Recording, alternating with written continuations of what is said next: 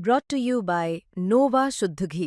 जब जब खाए दिल खुश हो जाए, सदियों का नोवा शुद्ध देसी घी, सपना स्वस्थ भारत का। I love ghee.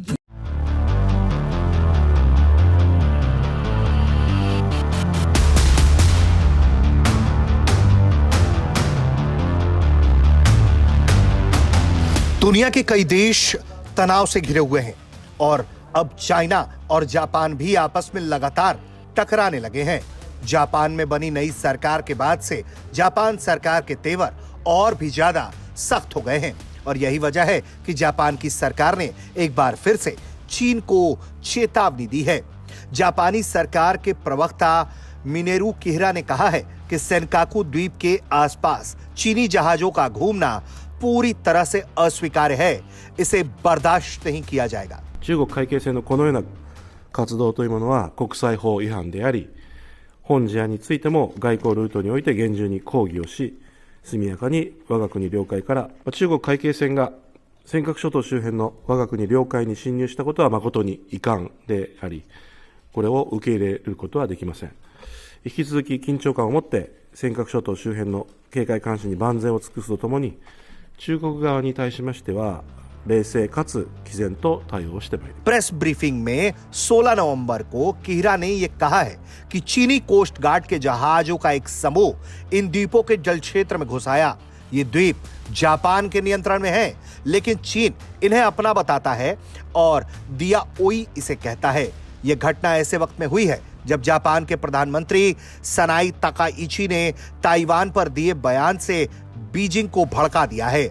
बीजिंग लगातार ताइवान को अपना मानता है, जबकि जापान जैसे देश इसकी खिलाफत हमेशा से ही करते आए हैं। जापान और चीन का भी इतिहास बहुत ही हिंसक रहा है। ऐसे में दोनों देशों का ये टकराव लगातार बढ़ता चला जा रहा है, खासकर तब से जब जापान की नई प्रधानमंत्री सनाई ताकाइची ने अपने देश की कमान संभाली है, क्योंकि वो कट्टर चीनी विरोधी मानी जाती हैं।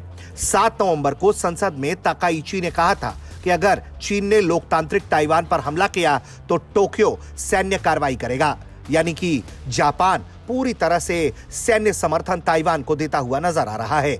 इसी को लेकर चीन ने इसे बेहद खतरनाक बताते हुए ताकाइची से बयान वापस लेने की मांग तक कर दी।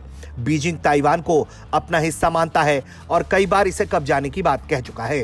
ताइवान सिर्फ 110 किलोमीटर दूर जापानी क्षेत्र से सटा है और उसकी सरकार चीन के दावों को सिरे से खारिज करती रही है। पूर्वी चीन सागर में सेनकाकू और दियाओई विवाद सालों से दोनों देशों के बीच तनाव की जड़ में रहा है। जापान इन्हें अपना प्रशासनिक क्षेत्र बताता है, जबकि चीन लगातार यहां घुसपैठ करता है। अब ताइवान मुद्दे ने इसमें आग में घी डालने का काम किया है।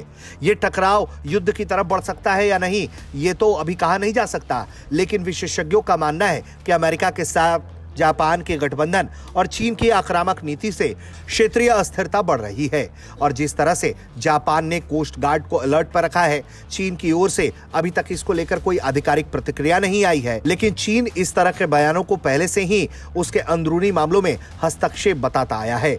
लेकिन जिस तरह से ये टकराव बढ़ रहा है और जिस तरह से जापान की सरकार ने चीनी घुसपैठ की तीखी आलोचना की है, उससे लग रहा है कि आने वाले कुछ दिनों में ये तनाव और भी ज्यादा भड़क जाएगा।